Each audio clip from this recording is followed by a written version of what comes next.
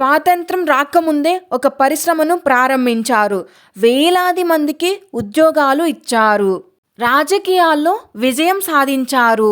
అయినా జీవితాంతం సాదా సీదాగా తెల్లటి పంచె చొక్కాతోనే కనిపించారు.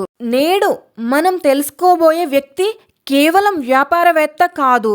ఒక ప్రాంతం అభివృద్ధి చెందాలంటే పరిశ్రమలు ఎంత ముఖ్యమో నిరూపించిన మహానుభావుడు. ఆయన స్థాపించిన ఆంధ్ర షుగర్స్ వేలాది కుటుంబాలకు జీవనాధారమైంది. అందుకే ఆయనను చాలామంది ఆంధ్ర బిర్లా అని పిలిచేవారు. ఆయనే తణుకుకు గర్వకారణం.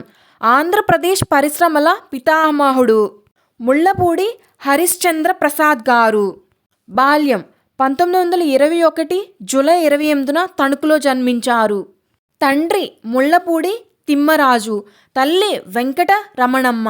వ్యవసాయ కుటుంబంలో జన్మించిన హరిశ్చంద్ర ప్రసాద్ గారు చిన్నప్పటి నుంచే నాయకత్వ లక్షణాలు ప్రదర్శించారు. పుస్తకాల చదువు మాత్రమే కాదు, సమాజం ఎలా అభివృద్ధి చెందాలి అనే ఆలోచన కూడా చిన్న వయసులోనే కలిగింది. యువకుడిగా ఆలోచనలు. ఆ రోజుల్లో భారతదేశంలో ఎక్కువ పరిశ్రమలు బొంబాయి, కలకత్తా వంటి నగరాల్లోనే ఉండేవి. గోదావరి జిల్లాల యువత ఉద్యోగాల కోసం దూర ప్రాంతాలకు వెళ్లాల్సి వచ్చేది. ఈ పరిస్థితిని మార్చాలని హరిశ్చంద్ర ప్రసాద్ గారు నిర్ణయించుకున్నారు. మన ప్రాంతంలోనే పరిశ్రమలు వస్తే ప్రజలకు ఉపాధి లభిస్తుంది అనే ఆలోచనతో ముందుకు సాగారు. ఆంధ్ర షుగర్స్ జననం 1947 ఆగస్టు 11. భారతదేశానికి స్వాతంత్రం రావడానికి కేవలం 4 రోజుల ముందు తణుకులో ఆంధ్ర షుగర్స్ ప్రారంభమైంది. ఇది స్వతంత్ర భారతదేశం ప్రారంభ దశలో ఏర్పడిన తొలి ప్రధాన పరిశ్రమలలో ఒకటి. అప్పుడు చాలామంది ఇది విజయవంతం కాదని అన్నారు. కానీ హరిశ్చంద్ర ప్రసాద్ గారు వెనక్కి తగ్గలేదు. ప్రారంభ కష్టాలు.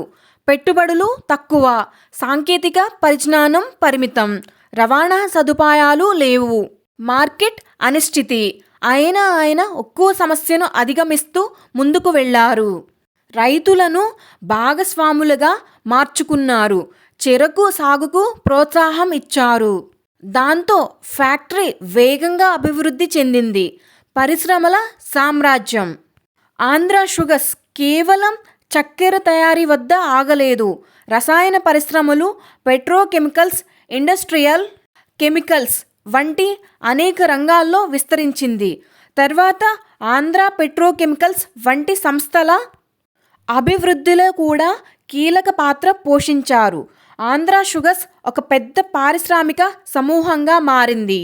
వేలాది మందికి ఉద్యోగాలు.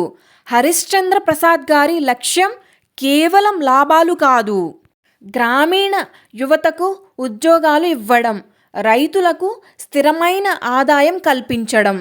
దీనివల్ల తణుకు ప్రాంతం పారిశ్రామిక కేంద్రంగా ఎదిగింది. వేలాది కుటుంబాలు ప్రత్యక్షంగా పరోక్షంగా లాభపడ్డాయి. రాజకీయ ప్రస్థానం. హరిశ్చంద్ర ప్రసాద్ గారు వ్యాపారవేత్త మాత్రమే కాదు, ప్రజాసేవకులు కూడా. తణుకు నియోజక వర్గం నుంచి ఎమ్మెల్యేగా ఎన్నికయ్యారు. ప్రజల సమస్యలపై పనిచేశారు. అభివృద్ధి కార్యక్రమాలకు ప్రాధాన్యత ఇచ్చారు. సేవా కార్యక్రమాలు.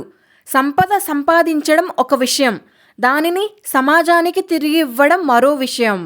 హరిశ్చంద్ర ప్రసాద్ గారు రెండో మార్గాన్ని ఎంచుకున్నారు. విద్యా సంస్థలు, వైద్య సేవలు, సామాజిక సంక్షేమ కార్యక్రమాలకు విరాళాలు అందించారు.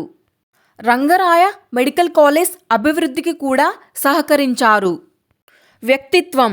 ఆయన వద్ద సంపద ఉండేది, ప్రముఖత ఉండేది, అధికారం ఉండేది, కానీ అహంకారం మాత్రం ఉండేది కాదు. తెల్లటి పంచ చొక్కాతోనే ఎక్కువగా కనిపించేవారు. సమయపాలనలో కఠినంగా ఉండేవారు.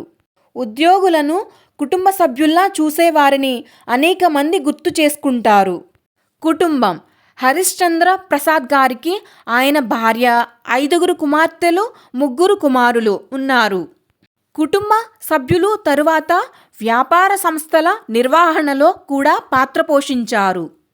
ఆంధ్ర బిర్లా, జీడి బిర్లా భారత పరిశ్రమలకు ఎంత ముఖ్యమో ఆంధ్రప్రదేశ్కు హరిశ్చంద్ర ప్రసాద్ గారు అంతే ముఖ్యమని భావించి ప్రజలు ఆయనను ఆంధ్ర బిర్లా అని పిలిచేవారు. చివరి రోజులు 2011 సెప్టెంబర్ 3న ఆయన కన్నుమూశారు. కానీ ఆయన నిర్మించిన పరిశ్రమలు, సృష్టించిన ఉద్యోగాలు, ప్రేరణ పొందిన యువ పారిశ్రామికవేత్తలు ఇవన్నీ నేటికి ఆయన వారసత్వాన్ని నిలబెడుతున్నాయి. ఎండింగ్.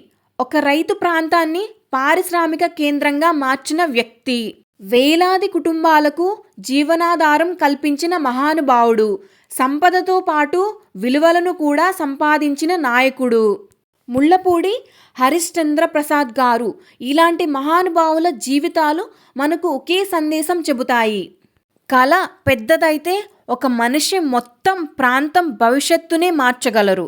Thank you friends.